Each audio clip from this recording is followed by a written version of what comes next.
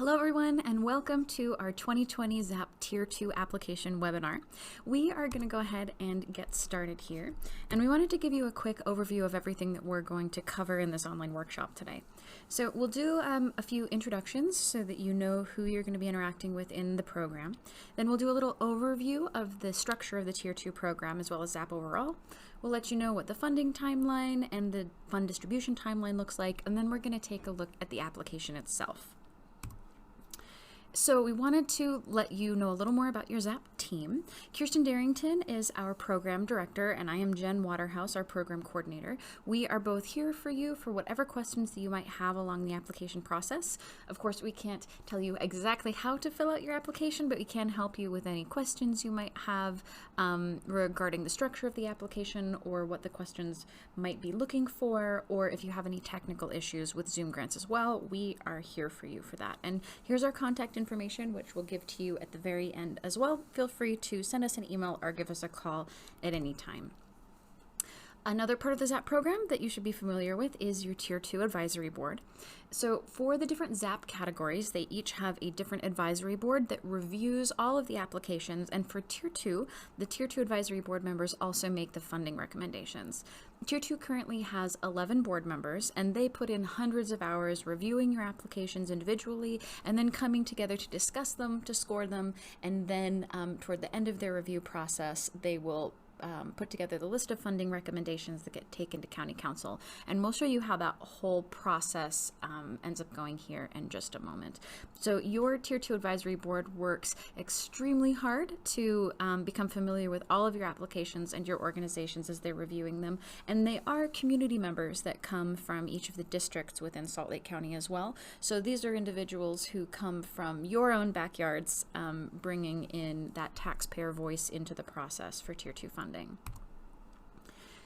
The overall mission for the ZAP program is to enhance resident and visitor experiences through art, culture, and recreational offerings. So this is something to keep in mind as you're filling out your applications and how you're going to be presenting your ask. One other thing that you'll want to keep in mind is the purpose of Tier 2 funding specifically. So Tier 1 and Tier 2, in fact, the entire ZAP program is all managed through state statute and then county-wide policy and ordinance. And within each of these, there are defining features for the program. And within countywide policy, Tier 2 funding is specifically intended to build organizational capacity and then also to help enhance the county's cultural offerings and the cultural community as well. As an overall look at the ZAP program, sort of a high level, all of the money that comes into the ZAP program comes specifically from 0.1% of sales tax collected in Salt Lake County. So the funding that you would potentially receive through the ZAP program is approved by voters, and it does come from sales tax. And then from there, about 30% of that is given over to Parks and Recreation to cover the P side of ZAP. And then zoos, arts, culture, and then botanical organizations fall in the other categories for Tier 1, Tier 2, and the zoological category. So about 9% of the overall funding that comes in for ZAP goes toward Tier 2. And then within that process, it is available annually. And because it is a competitive process, organizations aren't guaranteed funding year to year. You'll need to treat your applications as their own standalone justifications for your funding every single year. Although many organizations have been applying and funded within ZAP for quite a long time. Currently, Tier 2 funds 193 organizations, which is more than we funded in any previous year. And in fact, last year we had 205 applications that were submitted. So there's a pretty high approval rate for funding, which the board is very careful to review, as we were mentioning before, with all the time that they put into going over your applications. One other aspect of ZAP funding that we're very proud of and is an important piece of how ZAP supports the arts and cultural community is ZAP funding can be used for projects like many grants can be used toward, but we also can have our funding utilized for operational funding so long as your overall organization is an arts and cultural organization. We'll go over that a little bit more in just a minute, but as you're thinking about what you will be asking for funding for, that's something to keep in mind. In order to be eligible for ZAP funding, there are a few different things that your organization will need to satisfy. First and foremost, you do need to be an active 501c3, and we will ask you to submit your documentation for that within your application. Your organization has to provide arts or cultural programming, and it has to be within Salt Lake County and available to the public. So those are important aspects of what you're doing as well that can be funded. And then you need to belong to a discipline that ZAP funds. So this is determined within ZAP's legal guiding documents, and you'll need to belong to one of these 17 disciplines specifically. We will have a link for you in the application for a definition for each of these disciplines, as they do have specifics for what it requires to fall within them. If your organization's work doesn't fall within one of these disciplines, unfortunately that does mean that you wouldn't be eligible for ZAP funding. But if you have any questions about what discipline you might fall into, that's something that we can definitely give you a little bit of insight into, though ultimately your organization will need to choose that. And one thing to consider while you are determining your discipline, if you have been funded in ZAP for quite a long time, unless you've heard differently from ZAP staff, it's typically good to stick with the discipline that you have been applying under in previous years, unless you've heard from us that you might fit better in a different one. If you are new to ZAP, when you're selecting your discipline, you should choose the one that best matches your mission and your overall work. Some of these disciplines may look like they might be more attractive for funding. For example, there are many grants out there that prioritize arts education very specifically and tend to prefer funding for projects that fall within that discipline. Within ZAP, though, the purpose of the disciplines is to make sure that your organization falls within something that ZAP can fund, and then we utilize it to create subcommittee groups for review. So when your organization is reviewed by the board, they will be reviewed with like organizations. So if, say, your organization was a dance organization, that's the majority of what you do, a portion of what you do is arts education. If you were to select arts education as your discipline, thinking that that might potentially look better to the board, what that would ultimately end up resulting in is your organization being reviewed with other organizations that only do arts education. So of course your arts education would be fabulous and everything you're providing to the community is a great support to them. However, you wouldn't compare apples to apples with organizations that only do that kind of work. So as you're assessing it, just return back to your mission and pick what matches you most closely, and then other organizations that would be considered peer organizations will be the ones that ultimately you'll be reviewed alongside. There's also a list of things that ZAP funding cannot be used toward. So some of the ineligible kinds of expenses are any events that are outside of Salt Lake County, any kind of capital improvements, regranting, scholarships, anything where you would be taking your ZAP funding and essentially giving it to another individual or another person. So your organization needs to be the ones actually expending the ZAP funds. It also can't be used for the hiring of temporary or permanent staff in any school or school system. And as you can see, this list goes on. We do have this list on the restrictions tab within your application, so you're able to review that as you're writing it. If you have any questions about any of these things and whether or not an expense that you might be looking at would be ineligible, definitely touch base with us and we can let you know where it might fall. Though one thing to note is that although ZAP funding can't be used for these activities or events or expenses, you definitely can still do them. So feel free to still have your organization make capital improvements, grant within your organization and provide scholarships to help support the community. Just know that your ZAP funding cannot be allocated specifically toward those expenses.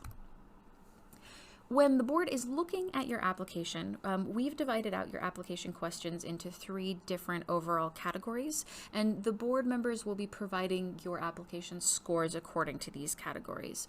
So the 3 that you'll see within there are artistic and cultural vibrancy, public benefit and outreach, and organizational capacity. And here on this slide, we have some of the bullet points that are in the documents that the board members are given to refer to when they're reviewing for what qualifies qualifies as an exceptional application. When they're scoring in each of these categories, they score on a scale of 0, which is non-competitive, to 5, which is exceptional. And then you actually will have access in your application to the document that the board members use for their criteria for scoring, so that you can see exactly what they're seeing and using while you're writing your application. When all of the scores ultimately shake out, we typically find that on average organizations are scoring between about 3.5 and 4. So when you receive your scores at the end of review, that's something that you can look over. And then as staff, we do our best to try to capture any helpful comments during the review process that we can to provide to you afterward. Because we are a 2-person staff managing the program and then working with the board members who are doing your review, we do our best to provide you with as much information as possible so that you'll be able to use that for the next year. But the amount of commentary that you may get on the other side of that will depend a little bit on what the board actually is discussing and what we're able to record. Looking at the timeline for ZAP funding, one thing to keep in mind is that, of course, as a government funder, it does take a little bit of time for your ZAP funding to actually get into your organization's hands. The deadline for the Tier 2 application for 2020 is April 3rd of this year, which is a Friday at 5 p.m. And we do want to stress for organizations that we don't accept any late applications, and unfortunately we can't make any exceptions to this out of fairness for all of the organizations that are working on getting their applications in on time. We, of course, completely understand that organizations may run into some technical difficulties along the way. So with this, we do recommend that you give yourself at least 2 or 3 days ahead of the deadline to submit your application and make sure that you're not running into any technical issues with ZoomGrants that might prevent you from submitting it on time. So after April 3rd at 5 p.m. Then we move into the review process, where your Tier 2 Advisory Board will tirelessly work to go over all of your applications, starting with subcommittee meetings where they review each of the disciplines, and then between April and July, they will come together into a final review where they go over all of the funding that has been recommended, making sure that everything is according to policy, accurately reflects the scoring that they were given. They shore up all of the funding recommendations, and then in August or September, they take those recommendations to County Council, and then County Council is the group that will ultimately approve the funding recommendations after they've gone through them. Once the funding is approved, then we move into contracts and processing payments. The contracts will need to be signed by mid-October this year. We give you about 5 to 6 weeks to sign them, and that does also have a deadline if you're approved for funding. And then after all the contracts are signed, we work behind the scenes very diligently to get all of your contracts processed through county procedure and then get your payments arranged to be issued. At each of these steps, you may receive communication with us through ZoomGrants specifically. You should receive a notification if your organization is recommended for funding or if you're not. And then if you are recommended for funding, you'll receive another notification once County Council has approved those recommendations. And then you'll receive another notification that your contract is ready to sign. So you'll want to keep your eyes on your email and keep an eye out for emails from us, but then also through ZoomGrants as well. When it comes to the actual distribution of your funding, as I had mentioned, your contract will need to be signed in October, and if you are recommended for funding, you'll get a number of pieces of communication from me regarding that, so that you're prepared and you know exactly how to walk through the steps and you're familiar with the contract. And then your first payment, if you are approved for funding, will be in January 2021. So you submit your application April 2020. If you're approved for funding, you won't receive that until the beginning of 2021, and the first payment will be 60% of your overall funding award. And then you'll receive your second payment of the remaining 40%, typically late April, early May, after the county has finished reconciling taxes and making sure that the overall award amounts that we had projected still match with what taxes have been incoming. So that's what you can expect if you are ultimately awarded funding, and that's something that we ask that you keep in mind when you're choosing when you're going to be spending your ZAP funds, which we'll go over a little more once we get to the application.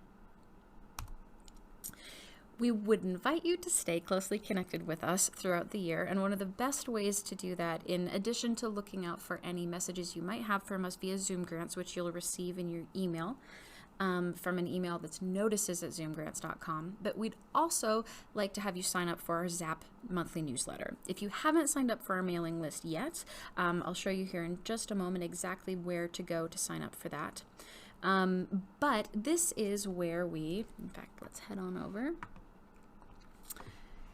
share important pieces of information, specifically about funding deadlines or any announcements for the ZAP program, but we also will give you information about any promotion opportunities we might have available for you in your activities, if there are upcoming events in the community that might be useful for your organization, and then also we keep our eyes open for any additional funding opportunities that are not ZAP, but they might be applicable to your organization, and we try to send those out as well. Now, the newsletter is sent out approximately monthly. Sometimes we'll send you some other emails that covers everything we need, and we might skip a month. But to sign up for that, if you are not already, you'll come to our website, which is zapisu.org or slco.org/zap. And then, excuse me, we have a link in here called Tools for Grantees, which is going to be on the left side menu.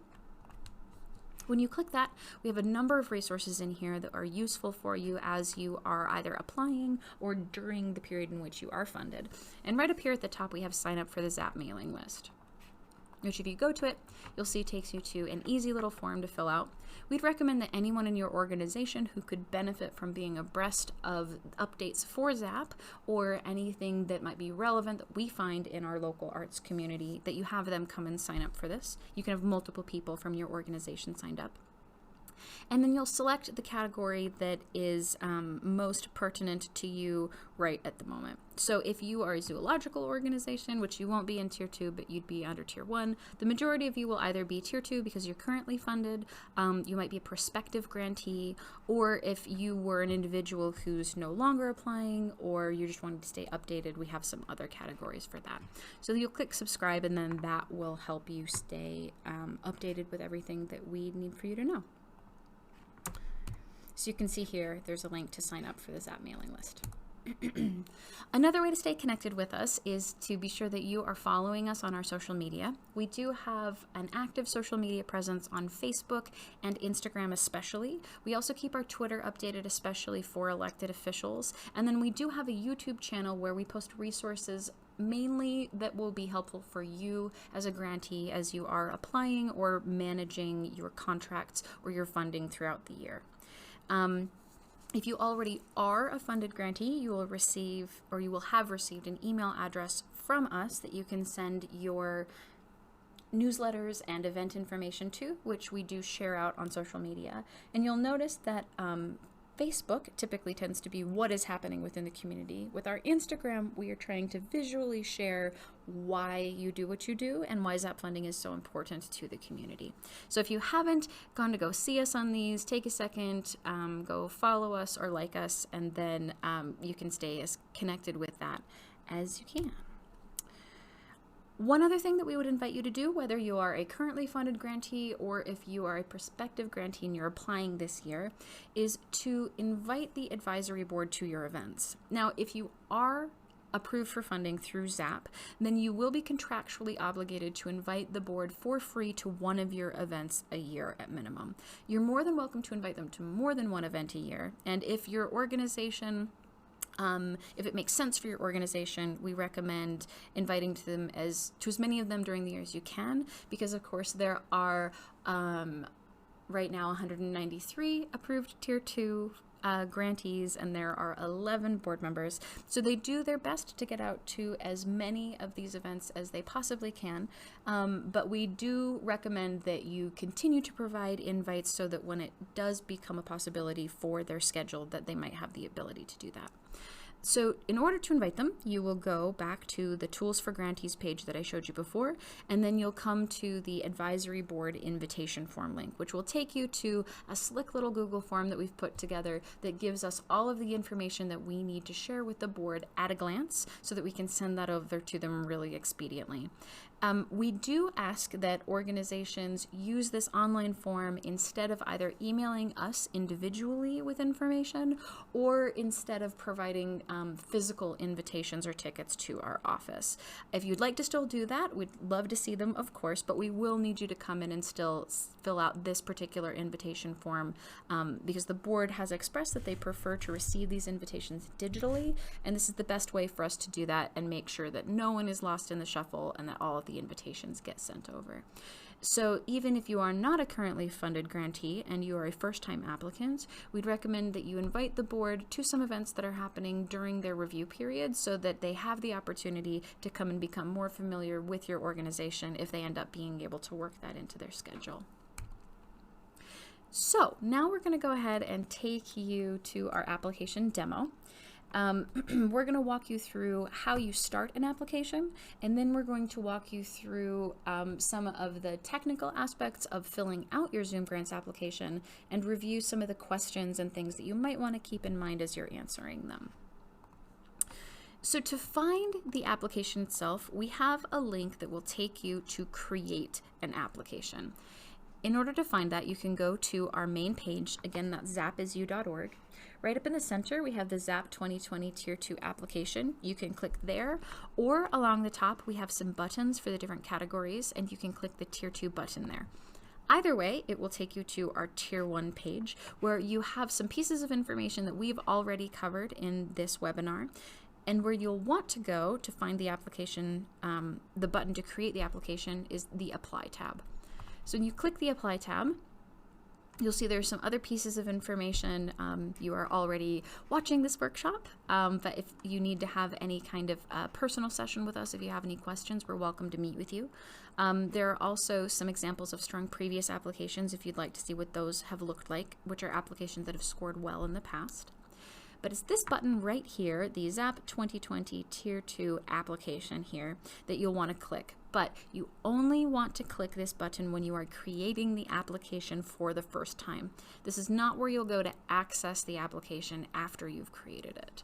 So when you click it, it will open up a page for the application form, and you will see that there's an option to either sign in to an existing ZoomGrants account, or if you don't already have a ZoomGrants account yet, you can create it here for new ZoomGrants account. If you do need to create a new ZoomGrants account, what that will look like is when you click it, it takes you to the Salt Lake County ZAP Open Programs page, and then you have a little gray box on the right-hand side where you can enter in the email that will be your logon, your password, and then provide your first and last name. If you click New Account, it'll take you back to this page where it shows all of the open programs that Salt Lake County has to apply for grants, and of course the one that you are interested in is the ZAP 2020 Tier 2 application right here, and then you'll click Apply, which we're going to navigate back again. I'm going to click back into that link. We'll take you back to this. So I am going to log into a tester account that we've created where I have already started an application for Tier 2. But just so you know, if you are creating a brand new one, you will scroll through this information that we'll go through in just a moment. And then right here in this portion of the gray box, right now it says application not submitted. You must be logged in to begin. When we log in, if you're doing this for the first time, there will be a button here that says start your application or begin application. You'll click that in order to start it. So we'll go ahead and log in to my account that has an application starting. And then we'll start right at the very top. So ZoomGrants is organized largely by a series of tabs. The very beginning has several boxes of information that even if this is your 8th year applying for ZAP and you're very familiar with the program, we always recommend going through and browsing just to refresh yourself on some of the important technicalities, but we have already gone over some of this in our previous slides, so we'll skip over some of it. You can always collapse these descriptions by either clicking along the top where it says hide whatever the box is, or you can click the hide this link. So we went over the requirements for being eligible for funding. There's one more that we did want to point out for everyone. Organizations must be funded within ZAP Tier 2 for at least 3 consecutive years before you can request more than $15,000 of funding. Then once you've been funded for at least 3 consecutive years and you're asking for more than $15,000, there are some additional financial information that you'll need to submit to us in order to be considered for that higher level of funding. Anyone who's requesting more than $15,000 has to submit something called a peer review letter, and this is from your CPA firm. This is essentially an audit of your CPA. It's provided to them from an outside organization to provide to you, and this is basically ZAP's way of receiving proof from you that your CPA is going to prepare everything properly. So you'll provide us with that peer review letter. You'll ask it from them specifically. And then if you are asking over $15,000 up to just below $30,000, you'll have to submit a certified financial review, which is sort of a mini audit in some ways for your operating expenses. If you are requesting $30,000 up to just under $60,000, you'll need to submit a single year of certified audited financials. And then if you're asking for over $60,000, you have to submit 3 years of 3 consecutive years of audited financial statements. With this extra documentation, we do need to have you submit this by the deadline, which is May 15th. If you are not able to submit these documents by May 15th, unfortunately, your organization won't be considered for more than $15,000 and they may be disqualified from funding overall. So if you are requesting that, we do ask that you make sure that you have that deadline on your calendar specifically. And then if you have any questions leading up to it, we're really happy to help answer that for you. We have a review again of the things that ZAP funding cannot be used for to keep in mind as you are filling that out. And then we have the application resource library, which you'll come back and refer to a few times throughout your application. What you'll find here is that scoring criteria that I was mentioning for you earlier. When you open up anything within here, it's going to have you download it like this. And then when you open it, most of it is in PDFs. You can see for the scoring criteria, we let you know for each of the different sections, specifically what parts of the application will be included as the board is putting together your score. And then we also give you a reminder of what each of the scoring levels will indicate, whether you're anywhere from non-competitive up to exceptional. And then we give you a little bit of review, an overview rather, of what it looks like when the board is actually putting together your scores. So this is a document that they have while they're reviewing, and so we give it to you so that you're able to look at the same thing as you're putting together your application. We also have the definitions of the disciplines in the event that you need to review just to make sure that you are indeed in the right category. We will ask you for your Utah entity number. It's your business ID number. This is different than either your tax ID number or your charitable solicitations permit number. And this is something that we will check during eligibility. And in the event that your organization doesn't have an active Utah entity number, we will let you know, and that will need to be renewed before you'll be considered for funding. We also have a document in here that is the new FASB accounting pronouncements. These started to roll out in 2019. Some of them will continue to roll out over the next couple of years, but these are changes that have been made up at a federal level to the documentation that your auditors need to provide as they're going through and doing your fiscal analysis or what your CPA is doing for your organization. So that's not something that we are telling you to do anything specific with, except to make sure that your CPA is familiar with it. If you are requesting more than $15,000, this does have some changes that the board will need to see reflected in the way that your financial records are provided. But that should be something that your CPA is familiar with. We also have a page that we've added recently for capacity building resources, which gives you some resources if you're looking at equity and inclusion within your organization. We have some information about organizational management, such as creating a standard of ethics for your organization, some additional funding resources. So in the event that you're going through your application and you're looking for some more information, you might find it there. And then we have a little document of tips and tricks for using ZoomGrants, because the system itself has some quirks that we'll review in this webinar, but that's a good at a glance for some of the questions that you might have. I'd mentioned earlier that ZoomGrants is set up in a series of tabs, which is true down below as well. So you can see in the banner for your application that you'll have your summary, eligibility check, application questions, budget, and documents. And then over on the right-hand side, there's a gray Submit Now button, which you won't be able to do because the application isn't finished. You also have a print preview button where anything that you've filled out in the application, if you click that print preview button, it will open it up in another window. This says request a new link, but that's okay. You will be able to access it, and then it'll let you either print it or save it as a PDF. At the beginning of each of the tabs, you'll have an instructions section here. This is information that we have deemed to be helpful for you as you're going through the application, so it's a good thing to browse through this as you're answering all of it as well. But we're going to go ahead and hide this for now. The Summary tab has the information that we need to contact your organization regarding your application, and then it's also where you're going to add in collaborators for your application. Whenever someone starts an application, whoever that person is then the owner of the application, and we refer to them as the application contact.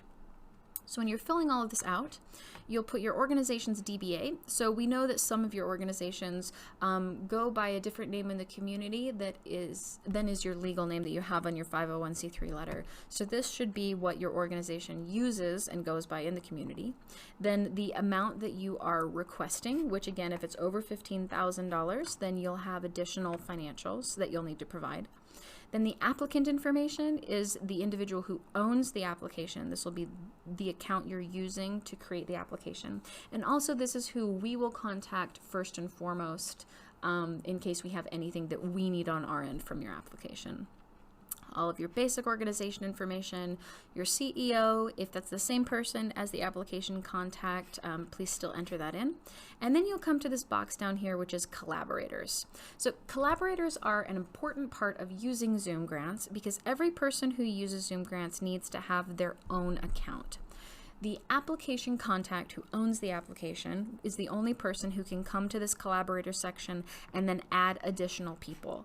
When you're added as a collaborator, you are able to view the application so that you can read it, and then in the event you want that person to be able to edit the application, you'll have to click under Editing Access right here. There's a little box that you'll click for that. So you can see that we've added several different versions of Jen into our fake little nonprofit here applying for funding. You'll enter in the email address of that person, their first and their last name, and then their title of whatever it is they do for your organization. And then to let them edit the application, you'll click the box over here, and then you'll click Invite. Once you click Invite, it will send them either an email inviting them to create a ZoomGrants account if they don't already have one, and then it will add the application to their account. Or if they already have an account with ZoomGrants, it'll send them an email letting them know that they've been added to the application. In the event that you have sent a collaborator invitation and the person hasn't received it, just send us a quick email because sometimes ZoomGrants has the ability to push a button on the back end to make sure that that gets resent. But you'll always want to check with your collaborators to make sure that they did actually receive that invitation. And then if your collaborator comes in and they need to edit the application, but they can only see it, that means you need to come back to this box here and make sure that this box for under the application editing access is checked, because that will allow them to edit it. So once you're done with all of your contact information and adding all of your collaborators, you'll go on to the eligibility check, which is how we as staff are at a glance able to help determine if your organization is able to apply for ZAP funding overall. So we have some instructions again, which you can review, but we'll hide for now. You'll start off by letting us know what kind of an organization you are. In order to be eligible for ZAP funding, you either need to be a 501c3 nonprofit, or if you are an arts council for a municipality specifically, you can qualify for funding. And then affiliates or parts of universities that don't receive more than 50% of funding from the state could potentially also qualify for funding. And we usually refer to those as admin units. So we'll say that we are 501c3 for now, and then we need to know what your organization's primary purpose is. if your organization's primary purpose is one of ZAP's priorities, meaning that you are an arts, a cultural, or a botanical organization, you'll select one of those. Botanical or cultural covers everything else. And then that means that your overall organization may be eligible for operational funding as well. But if your overall organization is not one of those things and you are applying for a project or a section of your organization that would apply to ZAP funding, you'll select other. An example of this would be, say, if your organization overall was a social services organization, but you were applying for ZAP funding for an arts festival that you do once a year. In the event you are applying under those specifics, then you'll click Other, and then you'll have to determine your overall organization's primary purpose isn't botanical or cultural, but that program itself might qualify, and we consider this to be essentially an administrative unit. So you'll have to determine if the program itself has botanical or cultural purpose. The answer needs to be yes. And then the next question that is a requirement to be sure that your program is eligible to be considered for funding is whether or not it consistently maintains books and records separate from the parent organization. So going back to our example of an arts festival, you would need to be able to provide separate or isolated financials for that festival. So when the board is determining what the money is going to be used for and the fiscal viability of what it is you're applying for, they're able to look at just that information. If you were to provide your overall social services organization's budget, the board would not be able to see exactly where or the impact that the ZAP funding is going to have on the project itself. So it does have to be separate financials that you're reporting on. Then you will select your discipline, which we've already talked about before. You do need to fall cleanly within one of those, at least one of those. And then we have a question of what 12-month time period you're requesting funding for. This will essentially be the fiscal period in which you will be spending the ZAP funds, and it needs to fall within this funding cycle's eligible time period. The overall eligible time period is January 2020 through December 2021 for this cycle's funding. And then your organization will need to pick 12 months in which you would or will be spending your ZAP funds if you are approved for funding. The reason why it's done this way is that many of your organizations have different fiscal periods. We know some of you run on a calendar system of January to December, whereas others of you run off of a July to June fiscal year, and that there are many variations therein. So that 12 months has to fall within January 2020 to December 2021, but where it falls then is up to you. So some organizations will be applying with their calendar year, and they'll decide that they would like to have their funding apply, say, to January 2020 to December 2020. That's completely fine if that's the period that you choose. One thing that we'd like for you to keep in mind when you are selecting your time period is when you're going to have cash in hand. Some organizations choose to use the funding that they receive to reimburse themselves for past expenses. So if your funding period was through 2020, you wouldn't receive your funds till 2021, but you could reimburse your organization for your 2020 expenses. Some organizations can't or choose not to balance their finances like this, and instead they would want to be sure to have that time period in which they're requesting funding fall when they have the cash in hand. So keep in mind that your funding disbursements, if you are funded, will be January 2021 and May 2021. So you'll enter in the 12-month period there. If you have any questions about this, please just let us know. We can help you look at either what you've applied with in the past, or if you're new, what might fit your current organization's fiscal arrangement. Then we'll need a quick 140-character description of your organization that will be used in the directory on our public-facing website, which is being updated right now, and it's going to look nice and shiny and clean shortly. So if you do have an update to that, please let us know, and we'll be sure that it gets updated. And then we'd like to know if your organization has a current board-approved standard of ethics for your organization. This doesn't disqualify your organization for funding, but the board does look very favorably on organizations having this, and the ZAP program does prefer that your organization look into this and maintain one, though again it's not a requirement. So you'll let us know if you do or do not. If you need resources for creating one and having it approved by your board, you can go to that capacity building resources link that we have in the application resource library, and you'll find a couple of resources that might help you with that. Then we have a data collection question. This doesn't determine your eligibility by any means, but this is used for a heat map that we are creating to show at a glance a visual of where most activities funded by ZAP are happening in the county. This isn't an exhaustive list, and it's more used as a communications visual, but we'll want to know the physical address where the majority of your activities take place, or if you don't have a physical activity, where the majority of your activities take place, or a physical address rather, because perhaps a lot of the work that you do is online. We'll need to know the place where your organization could be physically accessed by the public. Now, if your organization doesn't have a single place where the majority of your activities take place, or a place where the public can access your organization, you won't answer this question. But if you do have questions about what you should put in here, please just send me a quick email and I can let you know what it is we're looking for. Then you'll upload your tax-exempt documents. So this will either be your approval for 501c3 status, or if you are an arts council through a municipality, you'll provide the letter from your municipality confirming that you are a part of that city or township. So once you've finished all of your eligibility check, you can move on to your application questions. Right at the top of your application questions, you'll see there are more instructions, which again, you can review when you have a moment.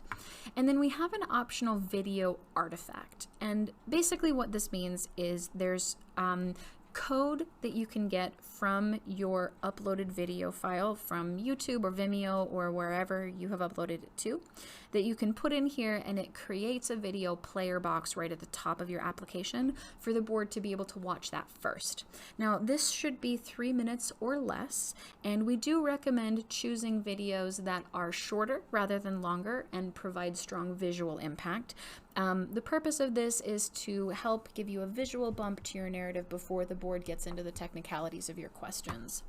So you'll go to the instructions, you'll need an embed code specifically, and you can either get that off of a YouTube or a Vimeo link. There will be an option for that in your share options for the video, or you can use this link here that will generate the embed code.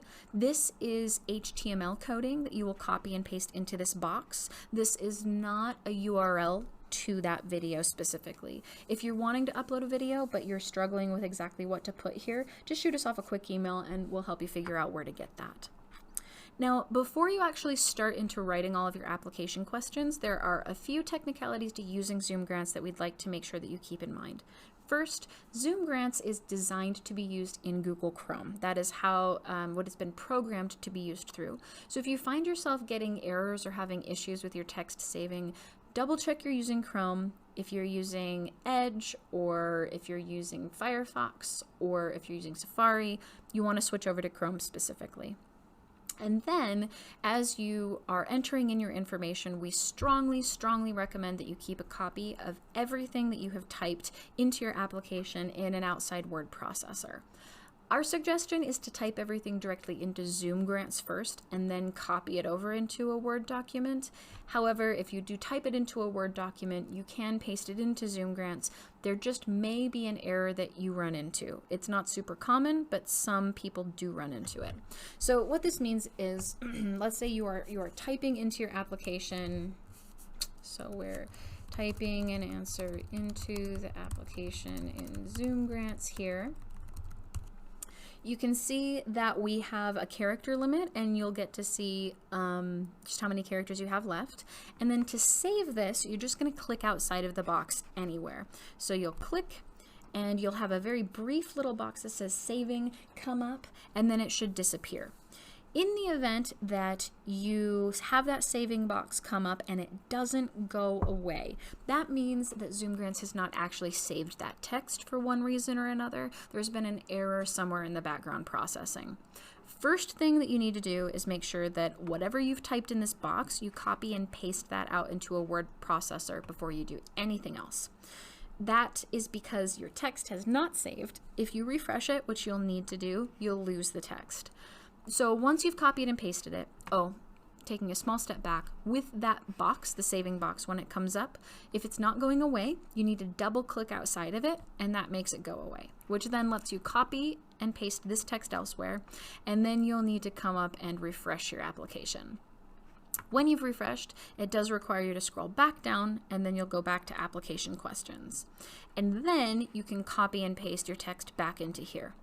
Sometimes individuals who are typing out their whole application, all the answers into Word and then copying it into ZoomGrants, experience that saving problem because it's rich formatted text, and the formatting you're copying over can sometimes confuse ZoomGrants. This doesn't happen all the time. In fact, most people don't experience it. But if you're continuing to see that saving box come up and not go away, meaning it's not saved, that could be one of the reasons.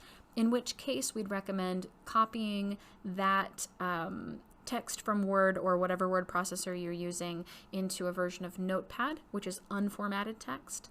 Paste it into there, copy it, and then paste it in without formatting. Most of you won't have that problem. If you are experiencing it, but you would like to have a little bit more of a walkthrough of how to fix it, just let us know. But that is one of the best ways to avoid losing information that you've typed into ZoomGrants. So, you know how to type things into ZoomGrants and prevent yourself from losing what you're typing into your application. Everything that gets saved in here, like I said, you type it and you click outside. So long as the saving box goes away, it's saved and it's just there. You don't need to click a submit button or anything until you submit the overall application.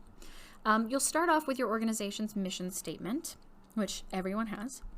And then we'd like to have the short answer for when your organization incorporated.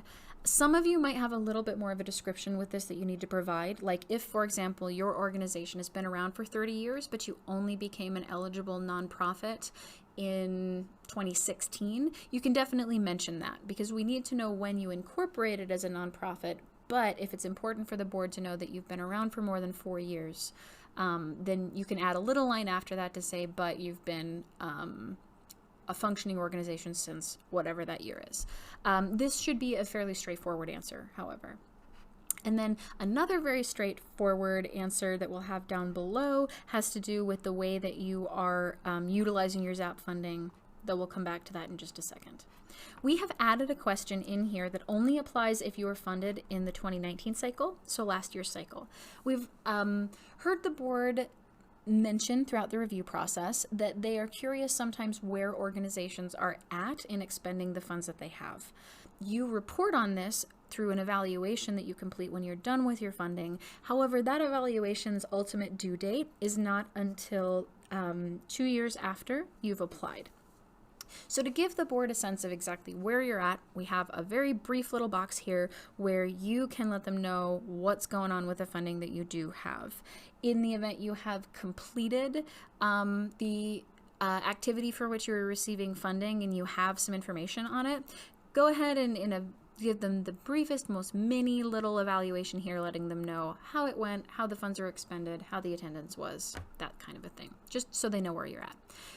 Some of you, though, will not have perhaps expended any of your funds yet because you still have through the end of this year to finish it, if that was when your fiscal period was that you had determined in your eligibility check last year. That's okay too. If you're still in a planning process and you haven't actually done the event yet, just let the board know where you're at in that process. Like you are looking at finding your location, or perhaps you've already put down the rent deposit for where you're going to be doing your event, or you're in rehearsal for a play that you're funding, or you are just moving into performances for a choir concert. Whatever those things might be, this should match what you told the board you would spend things on last year, but just give them a very, very brief little status update. If you were not funded last year, just put not applicable. It's not going to look badly on your application by any means. That'll just let the board know that you weren't funded last year. Now, we've made a couple of changes to the application to help you focus on exactly what you are requesting money for. And the biggest change to that is that we have asked you to delineate whether you're asking for general operating funds or if you're asking for funding specific to a particular project or program. Whether you're asking for either one of these is ultimately up to your organization. Some organizations won't be eligible for general operational funding. If your overall organization is not an arts or cultural organization, you cannot use it for general ops funds. But you could use your funding for operational funding for the program specifically. So let's say that you are an arts and cultural organization overall, and you have decided to use your ZAP funds for general ops funding. You'll select that option, and then you're going to describe how your organization will use the ZAP funds you're requesting in this application. Both options will answer this question, and this question should be as specific as you can humanly make it. This is not the time when you're wanting to provide a narrative of everything that you're doing throughout the year. Excuse me, even if you're applying for general operating funds overall, you don't want to put, say, your whole calendar of events into this box, because what the board needs to know is, say, if you are putting a certain amount towards salaries, or if you're putting it toward rent, or if a part of it's going to be put toward program expenses, this is where you're going to detail out. And one of the things that we're going to ask you to keep in mind throughout your whole application, but this is really your first opportunity to elucidate on it, is if your organization is requesting more funding this year, the board would like for you to justify that increase specifically. And the way that we'd like for you to consider this increase is comparing what you received last year versus what you're asking this year, as opposed to what you asked for last year and what you asked for this year. So let's say your organization requested $5,000 last year, they were granted $3,000, and you are requesting $5,000 this year again. It might seem like you're not requesting more money because you already asked for $5,000 last year, but you were only given $3,000. The way that you'll want to address this within your application, though, is whatever the funding increase would be from the hypothetical $3,000 you were granted last year to the $5,000 that you would like to get this year. And make sure that for example, $2,000 difference within there is explained very, very clearly for how that would help your organization increase their organizational capacity, become more stable, and provide more to the community itself. So please be specific. Then if you're asking for general operational funding under artistic and cultural vibrancy, we'll then ask you to list all of your major programs, because technically all of your major programs are going to be eligible to be supported by ZAP funding. And of course, the way in which you'd be doing this is through your operations. So consider this to be sort of the arts resume for your organization. Again, we recommend keeping it succinct, but this is the way that the board is going to understand everything that your organization is doing. We do give you 3,000 characters for this. And please do keep that to 3,000 characters. If you find yourself going over, don't spread that explanation into another box. We'll ask you to edit it down. The board wants to have all of your beautiful narrative, and they want to hear your organization's individual voice and really get a sense of what it is you do and why you do it.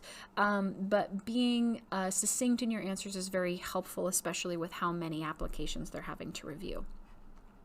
So that's what it'll look like in these first few questions if you're looking for general ops funding. If you're funding a specific project, some organizations who could apply for general operational funding apply for projects instead, and that's totally okay. If that's what you're going to be using your money for specifically, if you're granted it, then you can enter that in instead. So let's say your overall organization is a choir organization, but you are very specifically not using your funding for general ops, you're using it for a particular festival that you run during one part of the year, then you could enter this in as funding specific to a program or a project if you'd like.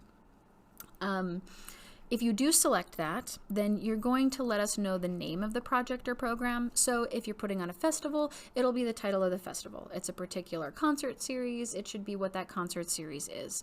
This is especially important if your overall organization is not arts or cultural, because this is what the board will know that ZAP is eligibly funding. If you have questions on what to put here, just let us know. And like I'd said, if you're choosing operational funding or project funding, the choice for that is ultimately up to your organization, what you'll be spending the funds on, and what you're able to accurately report on when you come back to your evaluation. If you have questions on that, just let us know. So you've selected funding specific to a project or program, and then you'll put in the name of that, and then you have that same question of how you'll specifically use the ZAP funds. And again, be specific with this. So if you're going to be spending your funding on building rental, on royalties, on sheet music and instruments, be sure that you put that in here specifically. If you can be even more specific of where you are renting and what dates you're renting, even better. If you know how much money you're going to be allocating to it, like you're going to be spending $1,000 toward artist honorariums, even better if you can put that here too. You'll have another place to put that in your budget narrative, but it's good to make sure that you are explaining all of this as thoroughly as possible throughout the whole application, of course within the character limits that you're given. If you have asked for project-specific funding, then the board wants to have an in-depth explanation of those projects that you're applying for funding for. This will be explained the same way as that sort of arts resume for operational funding, but it's going to be very specific to the activities that are eligible for ZAP funding. And this is where you're going to put the majority of your narrative.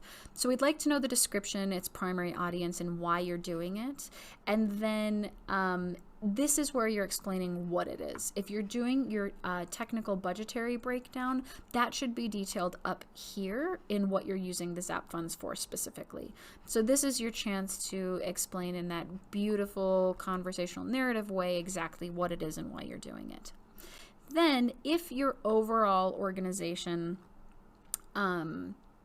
is not an arts or cultural organization, clearly you do a lot more work than just this thing that you are applying for. And this is an opportunity for you to let the board know what that is, but it does need to be very brief. So if your organization provides a broad variety of social services to the Salt Lake community, but obviously that's not going to be eligible for ZAP funding, you have just under 1,000 characters here to describe the rest of what your organization does.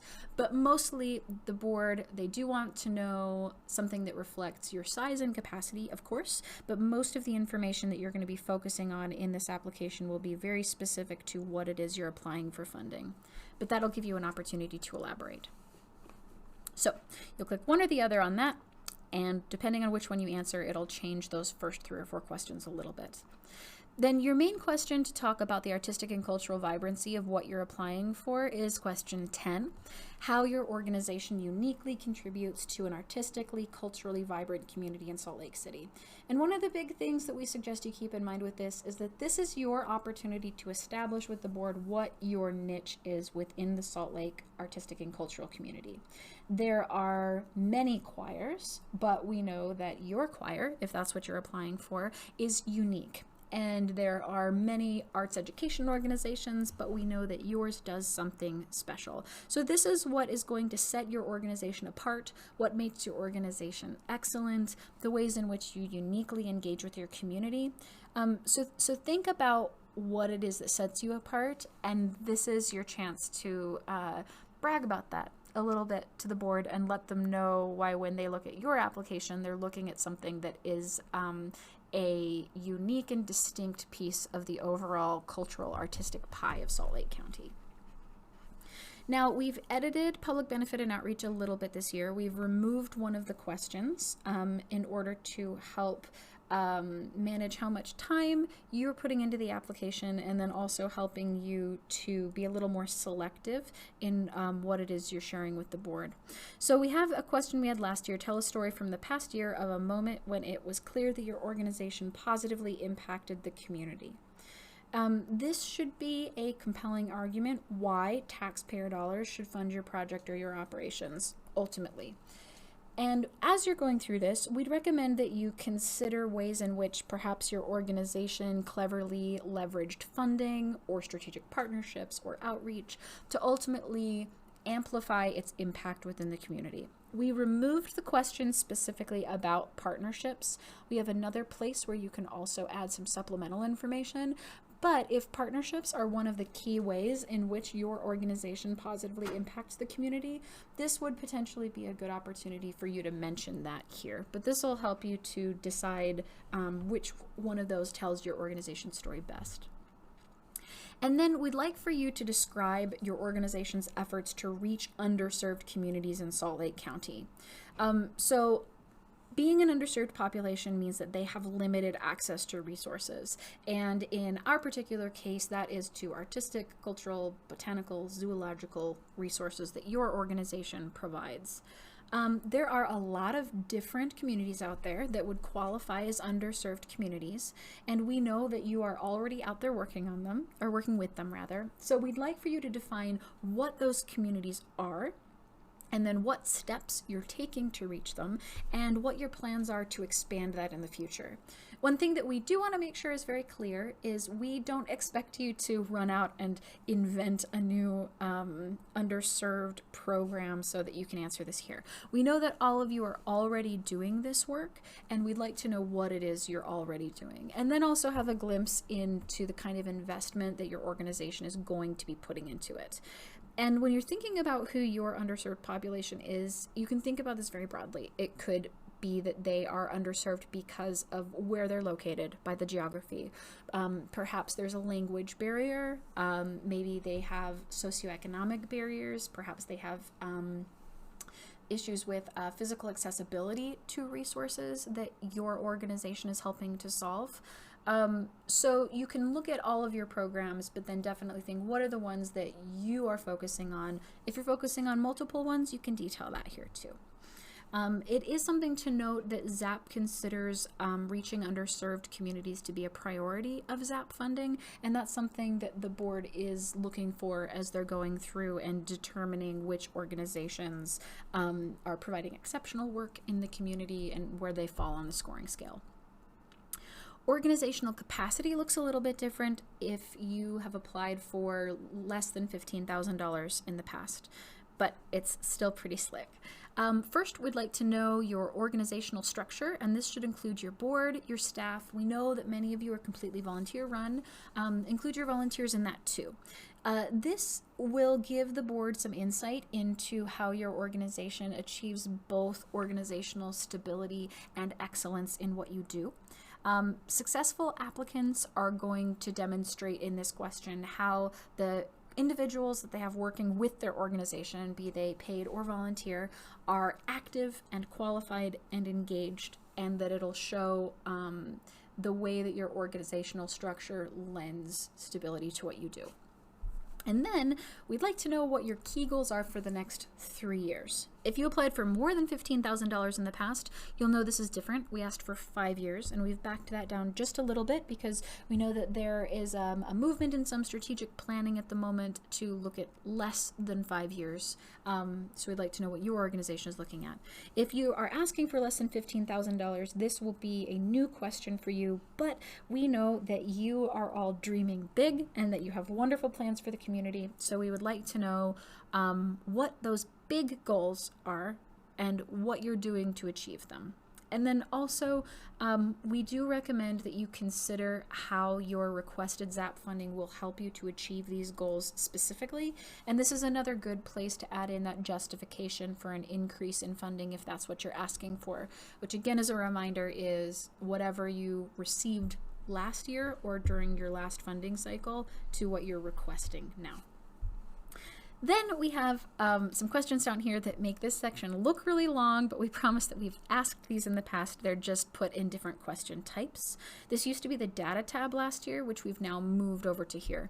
So we're going to ask for some data from you from your most recently completed fiscal year, and we use this data to report these numbers to county council and to elected officials when they're looking at approving the funding, because this allows us to show the huge impact that you guys are having within Salt Lake County. So we'd like to know your numbers of full-time and part-time paid staff. These staff should be paid with W-2s. And then we'd like to know how many paid independent contractors you are engaging. And then unpaid volunteers. So in general, we consider these 4 things to be distinct. You may have unusual circumstances where an individual overlaps, but for the most part, they're all going to be different. Then we have questions about the activities that you've been doing, which really shows the breadth of how many people you're impacting in Salt Lake County. So overall, we'd like to know public activities in Salt Lake County, which would be the total for your organization. Then we'd like to know how many of those public activities are free to participants. We'd like to know how many people attended those activities, and then how many received free admission to the activities listed above. If your organization overall is not an arts and cultural organization, these numbers should just be the activities that are arts and cultural activities. This does not need to be only the activities that you're using to support your ZAP funding. Some organizations may be using their ZAP funding toward one particular concert series, but they do a lot of arts and cultural activities outside of that ZAP is not funding. Still include the numbers for everything that is arts and cultural that your organization is doing. If your organization is an arts and cultural organization overall, that'll be everything that you're doing. But as you're looking at what you're including, that's one way to draw the distinction. And then we have data for the number of public activities by area. This helps us just to show elected officials where activities are taking place throughout the county. We do not expect for you to have done something in every city and township in Salt Lake County. So if you have areas of this that you're not filling in, which we expect, that's totally okay. Though you do actually have to put an answer for every line, so even if you haven't done anything in some of these areas, you do need to put a 0, and then you can enter in your other numbers through here. So all of this needs to be filled in before you can actually submit your application. And if you have any questions about that, as with all of these questions, just let us know. So you have answered all of your application questions. You have made sure that you have saved your text into an outside Word document or document in another word processor so that you know you're not losing anything. And then you're ready to move on to, of course, the most fun part of the whole application. I guess it depends on what your role with your organization is, which is your budget. We recommend that you work very closely with whoever your financial individual is for your organization to fill this in. We know for some smaller volunteer-run organizations, that person may be the same person as the application contact. For other organizations, this might be your CPA, potentially. However, we do recommend that you have at least one individual within your organization check to make sure that your application questions match your budget. That's one of the things that the board really looks for to show consistency and to show that you have answered all of the questions accurately. We have some tips for the budget and some instructions. I'm going to go over this all with you right now. We recommend reviewing this again when you're entering it in. So the budget tables look like a lot of information, but they're actually pretty easy, I promise. You have 2 tables that you will fill out. First is the funding sources and revenues table. So this is the resources you're pulling in. And then we have the funding uses and expenses table. So this is what you are expending. In each of the tables, you will be entering in 2 to 3 years of fiscal data. Most organizations will be entering in 3 years of budgetary information. There's a couple of reasons why you might only be entering in 2. The first column in both of the tables is the revenue for your most recently completed fiscal year. For pretty much everybody, this is going to be fiscal 19, whether or not you run on a July to June fiscal year, or if you run on a calendar year or anything else, because that'll be the one that you've actually closed out all of your financials and you have your actuals. So the first column should be your actual numbers after you've gone through and completed that fiscal year. The second column is going to be projected for your current fiscal year, the one that you're in right now. For, again, pretty much everybody, that is going to be fiscal year actively, either fiscal year 20 or 21, depending on which one you're in. But this should be your most currently updated information. We know that many organizations, when you create your budgets the year ahead of time for your planning and to get it approved by your board, you start off with a certain set of numbers for your budget, and then when you're halfway through or more than halfway through, you're continuing to update what that looks like along the way. This should just be whatever those most up-to-date numbers are, but we know that this is going to be projected information and not your actuals, since you haven't finished that fiscal year just yet. So this is what's going on for you right now.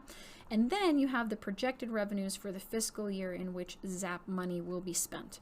This right here is the answer that you put in your eligibility check for the 12-month period in which you'll be spending your ZAP funds. So for most individuals, this is going to be your next fiscal year. And that is going to be projected information that you're coming up with now for your future fiscal planning. If you are asking for funds that you will be expending during the current fiscal year from January 2020 to December 2020, that answer may be the same as this column here. You'll be spending your ZAP funds in your current fiscal year. If that's the case, then you don't need to fill out this column. But for most organizations, for almost all organizations, you will fill out the third column, and that will most likely be your next fiscal year. When you're filling all of this out, just a couple of things to keep in mind. Your in-kind will need to balance, your in-kind revenue will need to balance with your in-kind expenses. So those numbers will need to be the same. And this ZAP Local Arts Agency Advancement Initiative Award, 99% of organizations won't have anything to put in there. But we have this number 9 line down here, the ZAP grant. Here, this number should match whatever you're requesting in this application.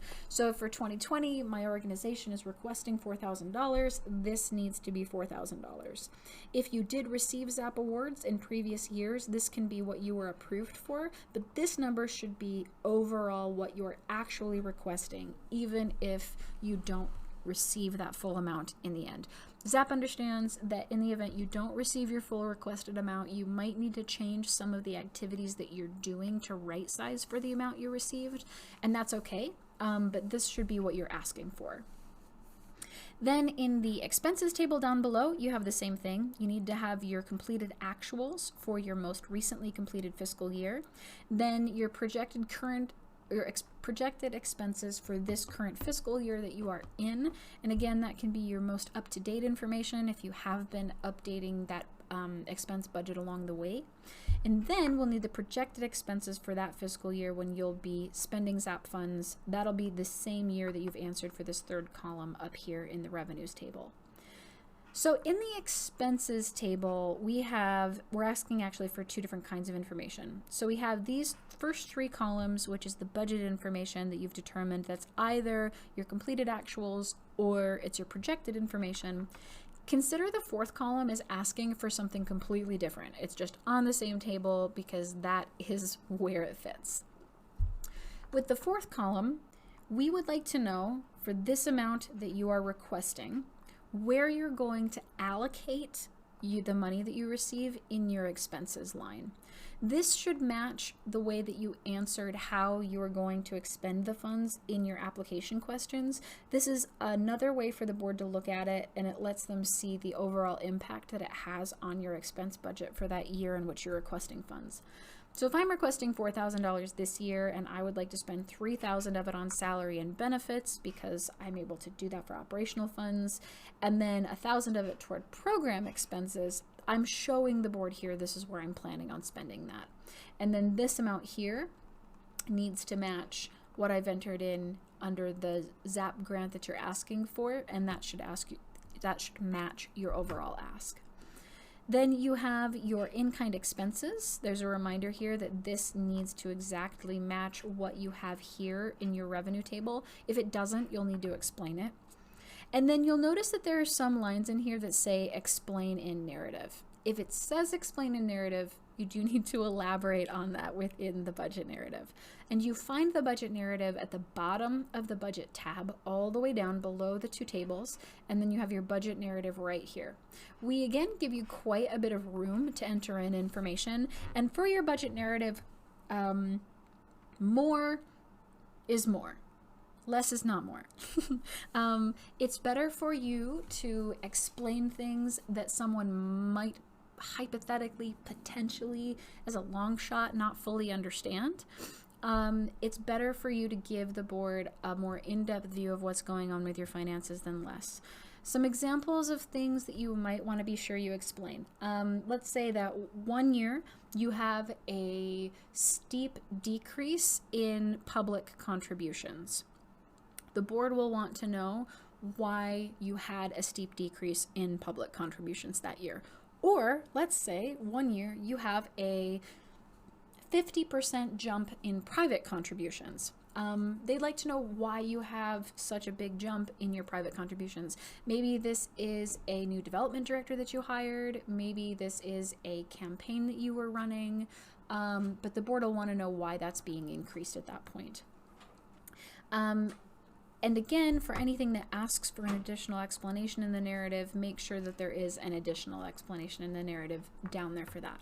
And then if you have questions of anything, of whether or not you might want to cover it in your budget or not, you can let us know and we can give you our opinion on it at the end of the day. It's your choice what you decide to elaborate on or not, but elaborate on a little more than you think you might need to, and that'll help the board to understand where you're coming from. So at that point, congratulations, you have finished entering in your budget, and then you can go over to the Documents tab. So you're coming down the home stretch. There's one thing that's required for all organizations that are submitting requests regardless of how much you're asking for, and that is an organization chart. And this should generally match the description of your organization's staff and volunteers that you had in application questions. Then if you are asking for more than $15,000, all of the requests for over $15,000 have to include a board member list. And then if you are requesting between $15,000 and $30,000, you have to have that certified financial review letter. All requests of over $15,000 have to have that auditor's peer review letter we talked about earlier. If it's over $30,000, you need 1 year of financial audits. If it is over $60,000, you need 3 consecutive years of financial audits. Then we have some optional things that you can upload. We recommend that you do because it helps the board to get to know your organization better, but you can decide what is applicable to your organization here. If you have a list of current partnership programs that you have running, that could be a good resource for the board, especially if your organization does a lot with partnerships and relies on that to amplify your community impact. Any visual documents that you might have in here, this would be any additional videos. Again, we recommend that you keep them 3 minutes or less. You can link to YouTube videos in here.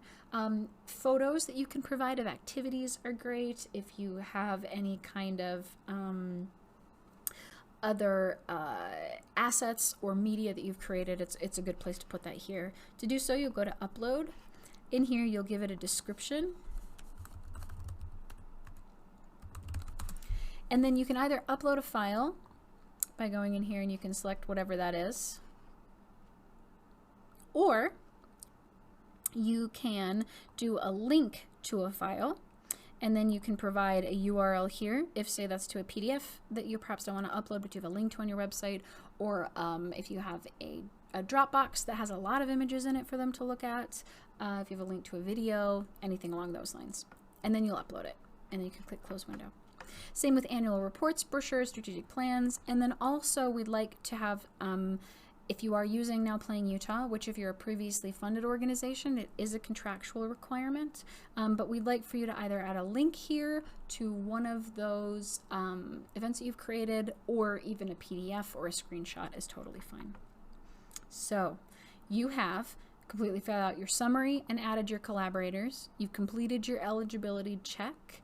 You have answered all of your application questions, filled in your budget, and then you've added in your documents. Once you've done all of these things, you can come to this Submit Now button right over here. If you click that, you'll see if you have anything that you have not filled out, it will tell you exactly what it is you haven't answered so that you can go back and then you will be able to fill that in. Once you've filled all of those in, you can come back and hit Submit again, and then if everything's completed, it'll ask you to enter in your initials to certify that everything that you have entered in here is correct to the best of your knowledge, and then it will allow you to submit your application. To access your application, whether you have submitted it or if you are still working on it, you will log into your overall ZoomGrants profile. And the way that you do this, I'm actually going to log out to show you. You will not go back to that link that creates the application, either in an email that we've sent you or on the Tier 2 page on our website. You will go to zoomgrants.com/login. It will take you to the login page, and then you will enter in your login credentials here. When you click login here, it will take you to your My Account home page. And if you have multiple years of applications that you've created, then this is where you're going to find them. An unsubmitted application will be under incomplete applications. That's this one that we were just working on. If you started an application but didn't finish it, or if you deleted one, you archive them and they would be under archive applications. So this is anything that you have not submitted or anything that has not been approved or declined. So you can show and hide those. If you have approved applications, like you applied to last year's funding for 2019, this is where you'll find that. So you'll come in here to complete your application. You'll click either one of those links. It'll take you back to the application that you are filling out. You can hide all of these descriptions by clicking those, and then you can come down here and continue to fill it out. So we have Jen's Faux Nonprofit. I'll click outside the box and it saves it. You can submit your application whenever you're finished with it. We recommend submitting it as soon as you can once you've finished it, but you can continue to edit that application right up until the deadline of 5 p.m. on Friday, April 3rd. As soon as that deadline is passed, we'll close it down and you can no longer go back in to edit it, but you can go in and change any of the text or any of the documents that you've uploaded or anything along those lines right up until it's due. If there are pieces of your application that you'd like for us as staff to look at before the deadline, we can only do that if you've submitted your application. So once you've submitted it, if you've done that before April 3rd and you're wondering if we can see a certain part of the budget correctly, we can do that after you've submitted it. If you have questions like that, though, you do need to resolve that with us prior to the deadline. If the deadline is already passed, unfortunately, we can't help with that. So that's how you go back and access your application after you've already started it. Anyone who is a collaborator will also find their application in that same place under the My Account home. And that is our extremely comprehensive walkthrough of the application itself. Just as a reminder, the application contact owns the application and can view and edit all of it. They're also the only account that can invite collaborators and can give access to either view or edit the application. The collaborators are individuals who are invited by the application contact. Whether they can view the application or view it and edit it is determined by whether or not the application contact clicks on that permissions box. And then once they are invited, that application will just show up for them. So your big reminder, your application is due Friday, April 3rd at 5 p.m. And again, we don't accept any late applications under any circumstances, unfortunately. So if you do need help or assistance, please let us know in advance. And we recommend giving us at least 48 hours to resolve any technical issues. If it's not something that we as staff can resolve ourselves, we are able to get in contact with the ZoomGrants developers, but that can take a couple of days to solve. So that will be your responsibility as the applicant to get in contact with us soon enough, and then we'll help you to resolve it as best we can from there. A couple of other suggestions for you. Make sure that you have notices at zoomgrants.com on your whitelist or your safe sender list for your email. If you don't know how to do this for Outlook or for Gmail, we do have instructional videos on our YouTube account to walk you through how to do this. If you have a network administrator for your email, you should contact them and make sure that this has been added. 99% of the time, if someone is not receiving information from ZoomGrants that we're sending out, it's because the ZoomGrants emails are being caught in a spam filter. And this can either happen with your email account itself, or if you're a part of an overall email network, it might be at the network level. So you'll need to check with that. If you don't have access to previous year's applications and you need them, please contact us and we can get you access to them. Don't forget to add your collaborators. We recommend you write your application directly into ZoomGrants and then copy and paste it into an outside word processor. You can also write it into a word processor and copy it over, but just know that you might potentially run into a couple of errors, and if you do, we've gone through how to fix that in this video. And then if you have any other questions, let us know, but you can also refer to that tips and tricks document that we put together in the application resource library, which will help you to become a super pro ZoomGrants user. And then next year it'll be all gravy. If you do need more help, please feel free to send us an email or give us a call. If you're working on your application and you'd like to come in for a 30-minute office visit, you can let us know, and we'd love to be able to talk with you about that.